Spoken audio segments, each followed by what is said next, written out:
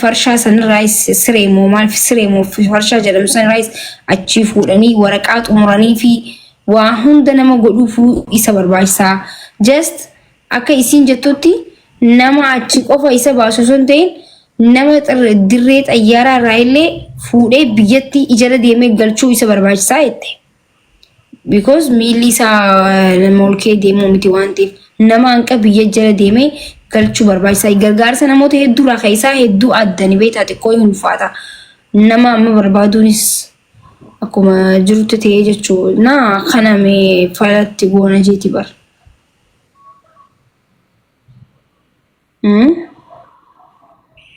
Himuufu mijjaan taane dubbiin. Yaa maramma gaafa tokko nama argina jedhanii eegate gizee ani wannoo jedhu namni meeti mucammeeti yeroo mucalleen onlaayiniin turre namni illee qabatamatti wanni isaan argan hin jiru. Haala kullee haala amma maa akkam goona jettarra isin.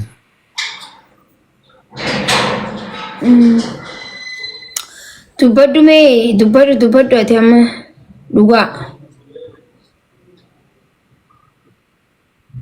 Dhugaaf nuyi kaafadhu dubbadhu.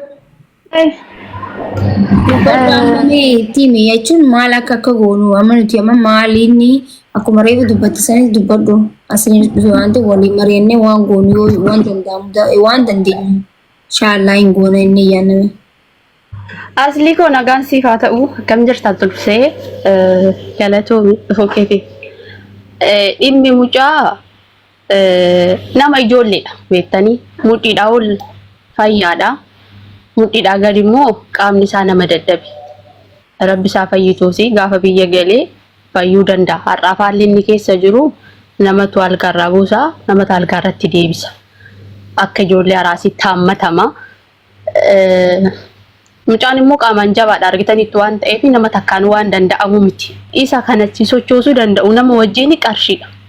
Namni nuti jalqaba wajjin haasofne dura akkaawuntii kee irraa birrii qabaadhu. Isaan booda akkaawuntii kee irratti erga birrii qabaatte kootu jedhanii yeroo ati nu dubbiste sanadha. Booddee immoo kootu miidiyaa irratti haasa'e jennaanii eeyyamamaan taane. Agaa isa barbaachisu jennaan aga si barbaachisu ani hin beeku waan ta'eefi qarshiin akkaawuntii kee irratti galu afullee kan keeti hanqatullee kan keeti akkaawuntii koo irratti hin galu. Achi keessa akkas baasuuf qarshii qabaadhu jedheeni miidiyaa irratti ibsanaa godhii na baasi jedheeni nuti keessanitti haasofnaani aga si gahuu hin danda'u. Eegaan abbummaa ta'ee si furadhee booda achi keessaa si baasuudhaaf yoon si baasuu baadhe seerri na gaafataa. Dubbiin kee seera wajjin kan ol gaafatedha. Achi keessaa dhufee makiinaadhaan mana yaalaa san keessa makiinaadhaan naqee fuudhee hin baasii geessee wanta xumuramu xumursiisee booda mana yaalaa sanitti deebisa. Obbira teechisuu hin danda'u jechuudha. Sababni isaa manuma yaalaa keessaa baas aga turu sana qarshii irratti sa'aabbata namni isa baasu sun garuu achi as keessatti namni kan saa ta'e immoo yoo jiraate dhuunfaadhaanii namni xumuruuf yoo jiraate amma fakkeenya namni miidiyaarraa nuti barbaanneef innu qarshii sa'aabbata guyyaatti isaan booda immoo aga biyyaa wajjin galuu qaba. Kobaasaa socho'uu waan hin dandeenyeef gargaarsa namaatiin socho'a waan ta'eef jechuudha.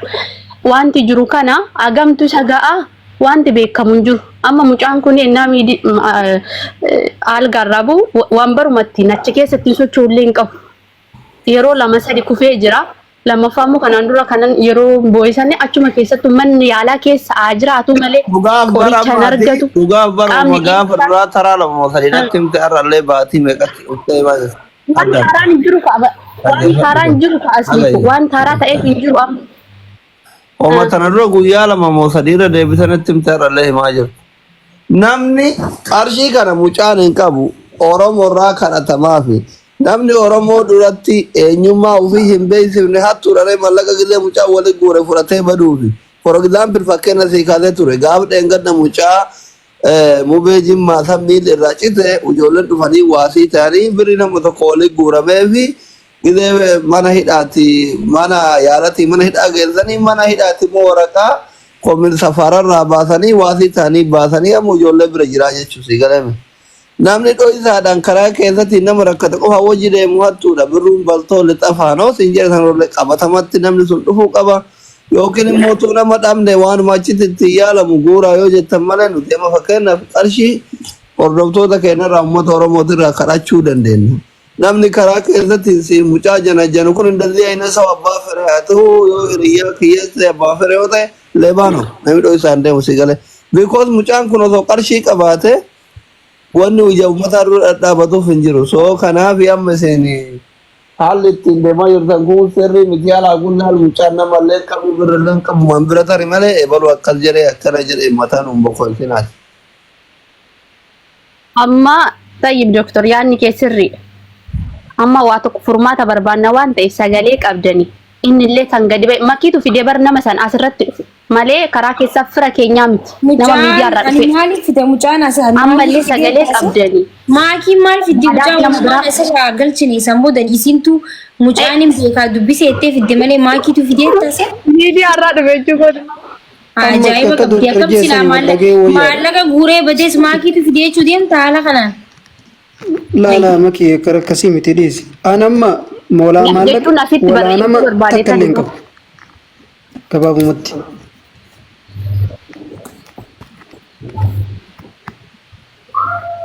Farshaa jirta ati? Farshaa jira.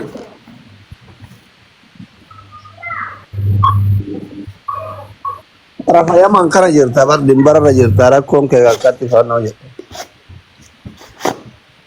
Amma waan doktoroonni maal siin jedhan reesi?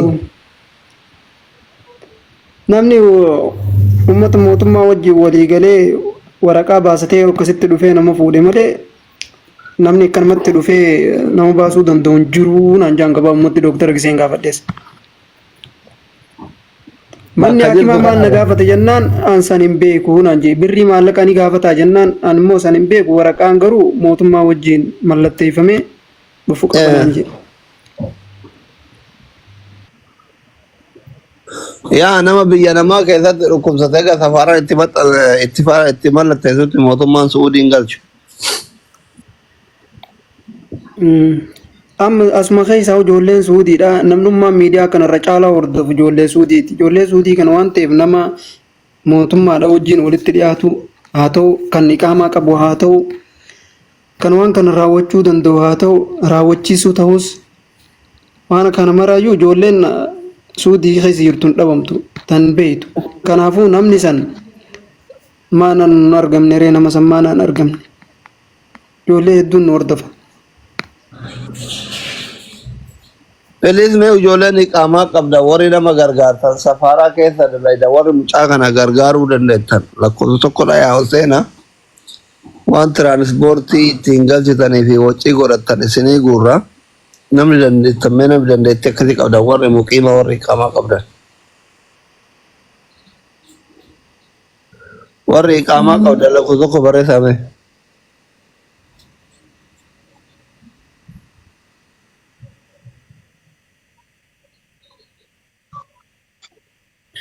Iske Suudi jiraare ko waan Suudi jiru fakkaatu ijoollee biyya jirtu fakkaatu. Halo. Nama dhukkuburratti teessanii hin qalladina yoo hin jiraanne maa barreessitan lakkoofsa garee. Miyuuti irraa ka'e iske. Are you muqim? Hello. Halo. Oh. Suudi jirta? Amma Suudiin jiru. Suudi. Lakkoofsa komaa barreeffatare Suudiin jiran ajaa'iba bar. Farshaa jira mucaan Suudii farshaa jira karaa wannoo kana karaa Naajiraan jirtami? Caalaa kajoo kana galchaame caalaa kajoo kana. Naajiraan jirtami ati xajjo? Karaa farshaa uduu darra. Farshaa sana yaa. Qariyaa golba keessa san jirta ta bishaan bayanii achi galseenan. Eesani. Jallaa gubbaa. Jallaa gubbaa. Maqaarree itti eegaa ture jirta yaabo. Asumatti irree gwee hafee baranillee. Ammii kiyya tokkotti sii dawwalu. Maal naa godhare. Salaamu alaikum nagaa ooltanii. Waalaikum salaam fayyaa. Himaati caalaa. Baga nagalchitanii mee xiqqoo takka dubbisa. carraa har'uma mucaa kana affaa argachuun kiyya hedduu gaariidha. Haye. Isin caalaa mucaa kana hedduunis yaadeef hin ture akka galuullee miidiyaa hawaasa adda addaa Oromiyaa bahaa jiran hunda miidiyaa haaratti namaan ittiin dubbatin hin qabu. Inillee arrafamee jira maqaa isaatiin.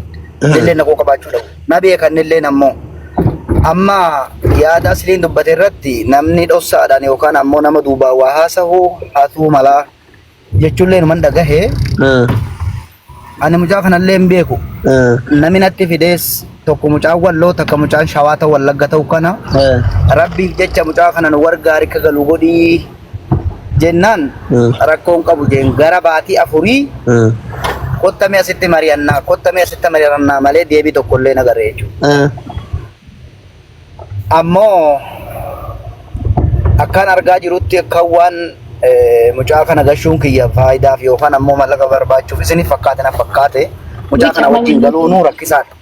Mucaa kana wajjin galuu nuu rakkisaadha. Garuu oromummaaftuu namummaatu nama rakkisa waliin.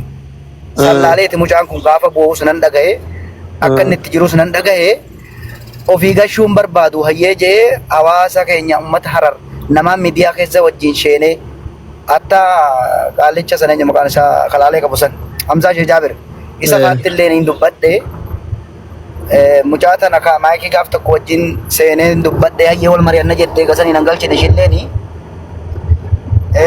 gaaf tokko immoo gosti isaa mucaa kana jaarsoo jechuudhaan ijoollee magaalaa Riyaa jirtu tan dubbadhe afooshaa Riyaadha akka Hararitti warra hojjiran jechuudhaan maqaa naa kennanii lakkoofsallee fudheetti himee lakkoofsa mucaa kanaatti kenne waliigalaa mucaa kana akka galu godha jeetti dubbadhe hanga ammatti deebiin arganne.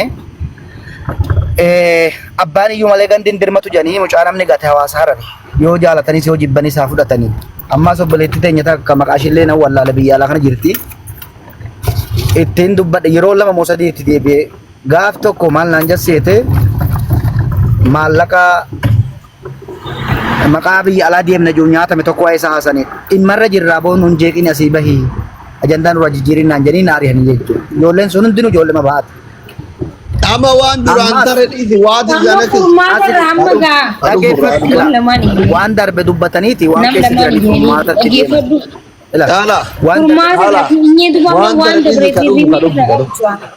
dhaggeeffadhu waan darbe dubbataniiti waan dhufuufillee furmaanni argama dhaggeeffadha namni sardinaadha. Amma bahasa dhiisi nuti waa'ee warra bahate fi maali fi haalli addaan hin beeku. Ani si beekee jira waan ta'eef galatoom tokko faara tol seenuu keeti. Mucayyoon kuni mucaan nama wakiila fedha jalqaba wakiila isatti hidhamee isaa waliin hanga biyyaa galchuu barbaada. Ammoo gaafiin irra caala nama gaafatamaa jiru maallaqni meeqatu isa gahaa maallaqa meeqaa kana kan jaamaa jiru. Lakki maallaqa meeqaa kana dandeenya madaaluu hin dandeenyu dabaluu dandeenya hir'isuu dandeenyu lakki deemaati hojii eegala akka hojii eegaltanii horii buufna warri juusni jira jechuudha. Kunis fudhatama naan qabu. Mucaan kun abbaa qaba ahlii qaba fira qaba. Namni dhugaa mucaa kanaaf yaannaan Oromoon maallaqa mucaa kana irratti buusuufii qaban hanga gahu isa inni achi fudhatee itti fayyadamuu danda'a. Horii isaa abbaan dirqama irraa fuudhu hin jiru hamma gahu inni ni beeka. Inni wajjin jirus ni beeka waan beekamaa jechuudha. Kuma takka gargaarama akkamitti galchita? Mucaa yoo maallaqa argate galchuu dandeettaati caala. Aslii keenya dhaggeeffadhu mucaa namni galchu majuulas bira kaa'uu dandeenya. Ani amma mucaa kana ofii gashuu maaddu nama gashu dirqama hojii kiyya jeetti dhaabbadheetti fuudhee nan gashan mucaa kana. Abbaa takka ittiin barbaadu. Garuu namni gashu sun maallaqa fedha inni kenninaaf